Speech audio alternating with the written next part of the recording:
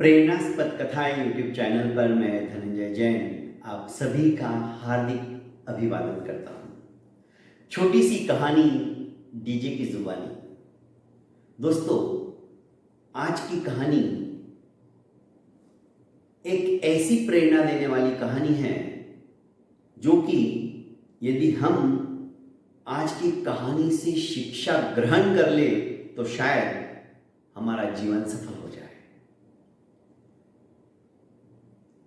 एक गांव के अंदर एक बहुत बड़े बिजनेसमैन ने जगह देखी।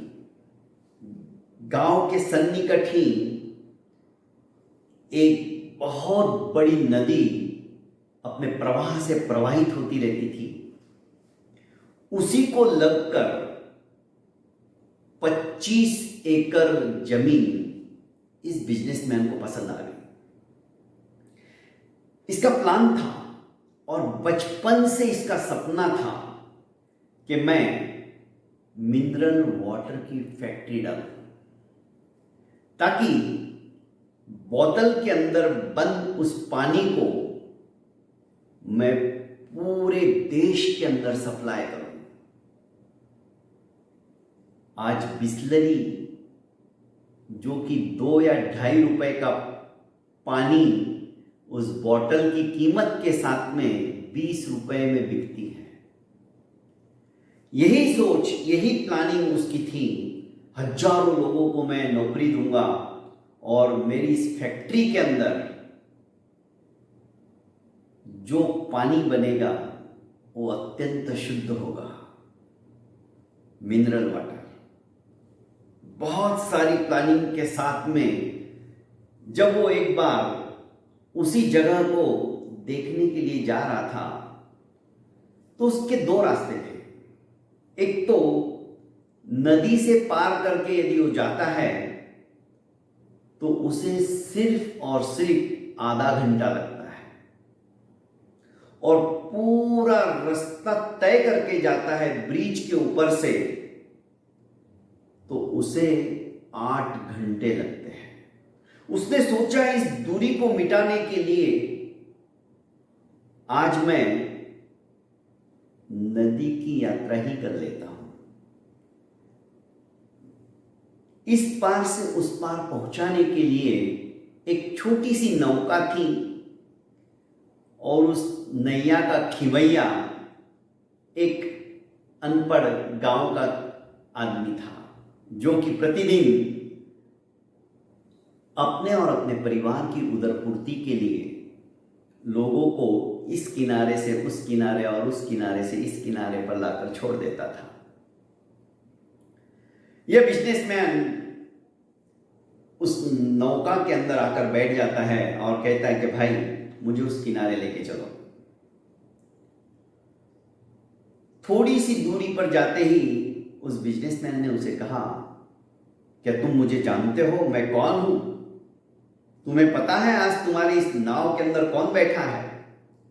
अत्यंत भोलेपन से उस व्यक्ति ने कहा कि नहीं साहब, मैं आपको नहीं जानता। अरे तुम कैसे इंसान हो? क्या तुम न्यूज चैनल वगैरह देखते नहीं हो क्या? आए दिन मेरा इंटरव्यू होता है टीवी के ऊपर भी, और तुम्हें पता नहीं मैं कौन हूं? नहीं साहब, मुझे टीवी देखने का समय ही नहीं मिलता है। सवेरे जल्दी से मैं यहां पर आ जाता हूं 5:30 6 बजे अर्ली मॉर्निंग।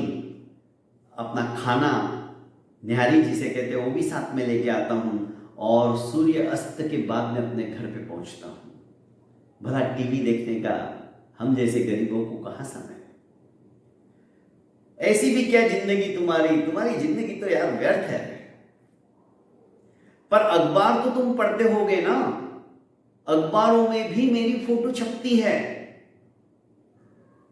कि नहीं साहब, बचपन में ही मेरे पिताजी का साया मेरे सर के ऊपर से उठ गया तो सारी जिम्मेदारी परिवार की मेरे ऊपर आ पड़ी, मेरे कंधों पर आ पड़ी।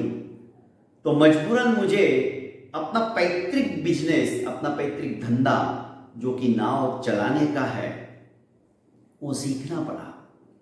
और तब से मैं यही काम कर रहा हूं। आज मुझे 40 साल हो गए ये काम करते करते। ओह, सचमुच में तुम्हारा जीवन व्यर्थ है। इसे बुरा तो लगा पर बोला कुछ नहीं।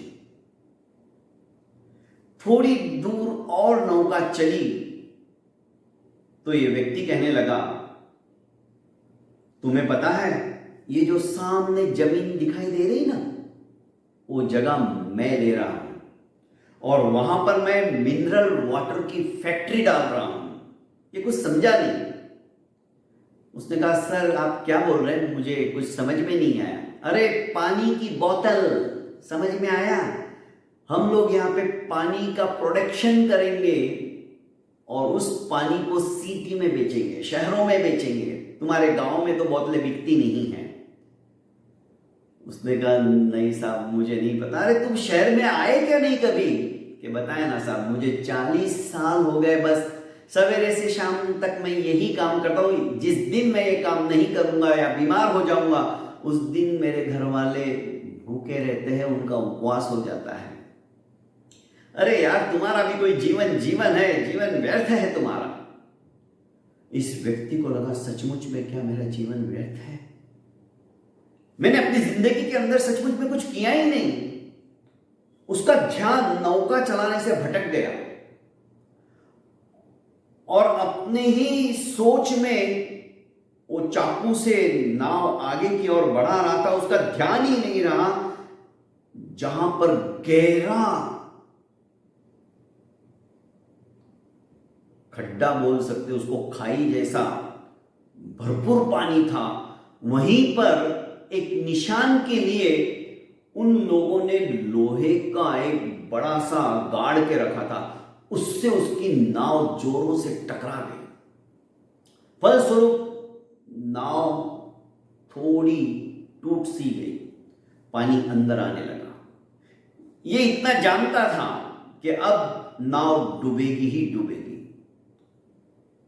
पानी जैसे जैसे अंदर आते गया, उसने कहा, साहब आपको तैरना तो आता होगा ना? उसने कहा, नहीं भाई मुझे तैरना नहीं आता है। इसे हंसी आ गई और इसने उसी के अंदाज में, उसी के डायलॉग को बोल दिया कि सर ऐसी जिंदगी से क्या फायदा, आपका जीवन तो व्यर्थ है। इसे पश्चाताप हुआ कि मैंने क्या कर दिया। उसने कहा, भाई कुछ भी करो, तुम जो मांगोगे मैं तुम्हें दूंगा, पर मेरी जान बचा लो। उसने कहा, सर डरो मत, घबराओ मत, मैं सिर्फ तैरना नहीं जानता हूं तो डूबते हुए को बचाना भी जानता हूं। आप मुझे पकड़ लो, मैं तैरते तैरते आपको किनारे पर पहुंचा दूंगा। आप चिंता मत करो। मैंने कई लोगों की जिंदगी बचाई है। दोस्तों, कहानियां खत्म हो जाती है। वो नाविक अपनी नौका में बैठे हुए उस बिजनेसमैन को बचाता है। पर एक कहानी हमें सीख देती है कि किसी का भी उपहास मत करो, किसी को भी नगण्य मत समझो। पता नहीं उसके अंदर क्या हुनर है, वो आपकी जिंदगी भी बचाने में सफल हो सकता है। वो अनपढ़ है, गंवार है आपकी नजरों में, उसे कुछ नहीं आता, पर जिंदगी कैसे जीनी चाहिए ये उसने अच्छी तरह से सीख लिया है। यदि उसे जिंदगी को जीने की कला आ गई है तो समझ लीजिए उसका जीवन सफल एवं सार्थक हो गया है। बहुत बहुत धन्यवाद दोस्तों। प्रेरणास्पद कथा यूट्यूब चैनल को आपने अभी तक लाइक एवं सब्सक्राइब नहीं किया है तो कर लीजिए और ज़्यादा से ज़्यादा अपनों को शेयर कीजिए।